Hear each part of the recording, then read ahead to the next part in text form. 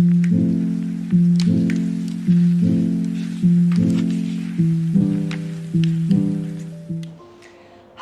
if you're new here, this is Tenzin Wangchuk, one of the residents in Cairns, Australia. I'll be making a series of videos on the Australian Medical Council pathway where I'll be sharing my own journey as an international medical graduate, and the whole idea behind this is I can completely understand as an IMG, we have a lot of doubts, a lot of confusion regarding the medical career pathways, especially when it comes to outside our home country.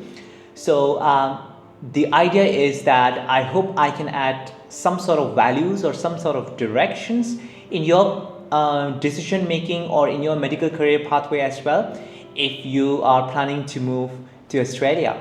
So in this video, I'll be making the video on the costs that can be involved in the AMC pathway, because this is something which is one of the key factors for all of us to decide whether we want to do AMC or USMLE or PLAP or a post-graduation in India.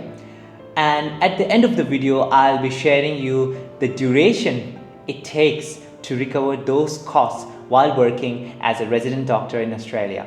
So I've got everything ready and let's get started. Before I start, I want to highlight that there are three main pathways to pursue medical career in Australia. The first one is the standard pathway. So this pathway is taken by most of the international medical graduates, including myself. Now this includes you do your MBBS in your home country, take the AMC 1 or the MCQ examination, take the English examination, start applying for a job in Australia. If you are not able to find a job in Australia, then you take the AMC Part 2 or the clinical examination, or you can apply to a hospital which is approved of the WBA, which is the workplace-based assessment. Now, if you do WBA, you can skip the AMC clinical examination and you can later be eligible to apply for the general registration, but WBA is quite a competitive spot to get in. Now the second pathway is the competent authority pathway, which is also common in Australia. So you do your MBBS in your home country, you take the PLAP examination, you work in UK for 1 year, and then you choose the competent authority pathway to work over Australia after you get a job offer. Now if you come through the competent authority pathway, the advantage is you can skip the AMC clinical examination and you can directly work, but you must have worked at least 1 year in United Kingdom. The third pathway is the specialist pathway, wherein you are a specialist in your home country and you want to pursue the same specialization training in Australia. So the reason behind me telling you all these three pathways is that I've come through the standard pathway. If you have questions regarding the competent authority pathway or the specialist pathway, I'm not the best person to answer. So you can always double check with a doctor who has come through those pathways, or you can check at the AMC website as well. Alright, so let's get started. And one of the important things that I want to share is, with each steps that I mentioned, it's important for you to pay through your credit card, or you should know someone who can pay on your behalf with the credit card. Alright, some of the costs that I have jotted it down are in US dollars and some in Australian dollars. And on the video I'll be putting on the conversion rate in Indian rupees as well.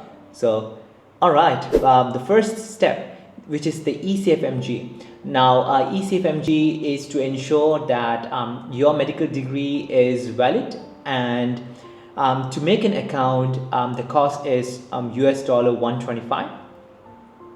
The document verification process is US dollar 280.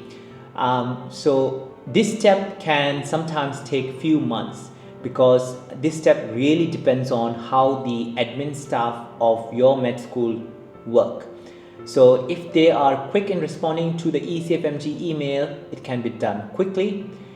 If they take a longer time to respond, it can take few months. So I would highly suggest that if you are considering whether USMLE, PLAP, or AMC pathway, now all of these three pathways, you must make an EcfmG account and you must have your MBBS degree verified. So this step can be done early. All right. The next step is to make an AMC portfolio. So in the AMC portfolio, which means that you put on your basic credentials regarding your identification, you upload your passport, and the cost involved in making a profile can be Australian dollar 504. And the next step is the AMC MCQ examination cost, which is to book an exam I paid 2,744 Australian dollars, and to prepare for the exam I had a subscription of something called Emidex AMC MCQ. Now it's a website where you get a series of different questions, and then you can take the subscription for a period of 3 months to 6 months to a year, depending on how much you're willing to pay. I found it quite useful to practice, but it does not necessarily mean that all those questions are exactly going to come in your exam.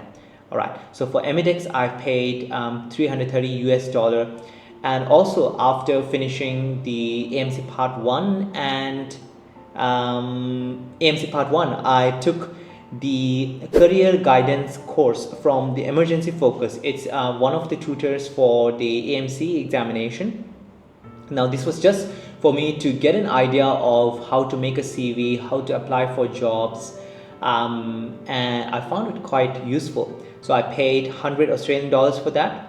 Now for the AMC clinical examination, I took the tutors course, which is first aid, and I paid 900 Australian dollars.